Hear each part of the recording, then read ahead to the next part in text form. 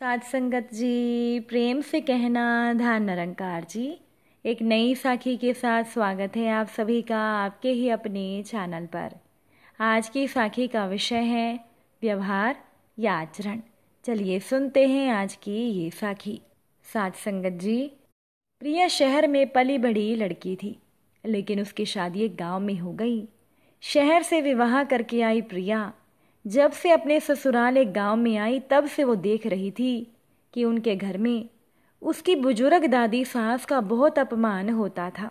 घर में प्रिया के पति दीपक के अलावा उसकी सास और दादी सास, बस 4 ही लोगों का परिवार था।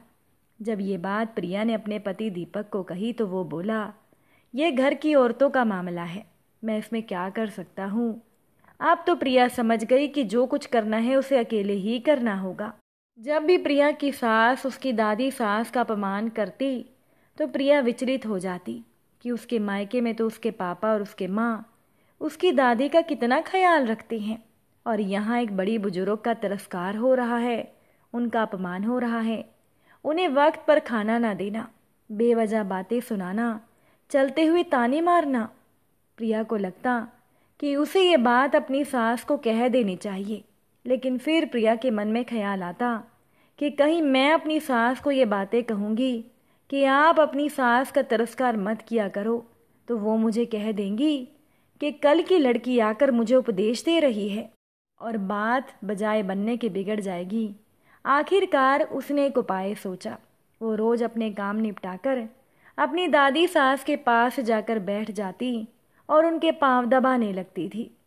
अब प्रिया की सास ने जब ये बात पर ध्यान दिया कि प्रिया आजकल अपनी दादी सास के पास ज़्यादा बैठने लगी है, तो ये बात प्रिया की सास को पसंद नहीं आई। तो एक दिन उन्होंने गुस्से में प्रिया को कह ही दिया कि तुम वहाँ जाकर क्यों बैठती हो। प्रिया ने अनजान बनते हुए पूछा, माँ जी कुछ काम है? अगर आपको कोई काम है तो मुझे बताइए ना। प्रिया की सास बोली, काम को छोड़, पहले ये बता कि तू वहाँ जाकर ज़्यादा क्यों बैठती है।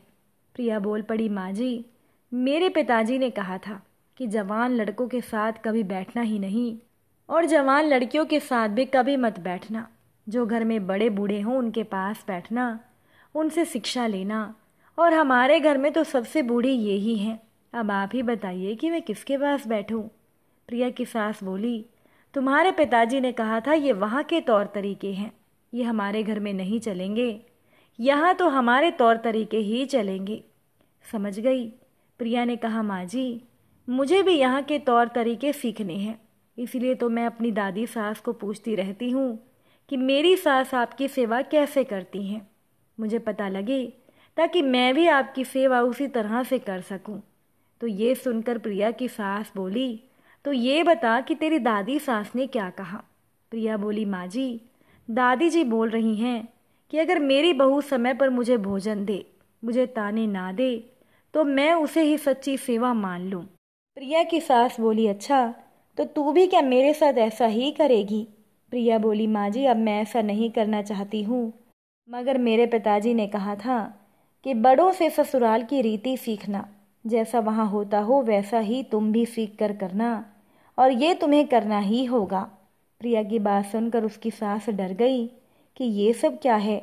प्रिया की सास ने सोचा कि यदि मैं अपनी सास के साथ जो बर्ताव करूँगी वही बर्ताव मेरी बहू मेरे साथ करेगी, तो ये तो कल मेरे बुढ़ापे में मेरे लिए खतरनाक हो जाएगा। अचानक से एक जगह कोने में मिट्टी के बर्तन इकट्ठे पड़े देखकर प्रिया की सास ने पूछा, बहू ये मिट्टी के बर्तन क्यों इकट्ठे रखे हैं?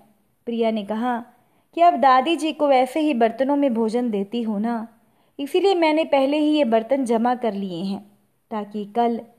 इतना सुनकर प्रिया की सास बोली, तो इसका क्या मतलब कि तू मुझे कल को मिट्टी के बर्तन में भोजन कराएगी? प्रिया बोली, जी अब आपने ही तो थोड़ी देर पहले कहा है कि यहाँ आपके यहाँ के रीति रिवाज चलेंगे।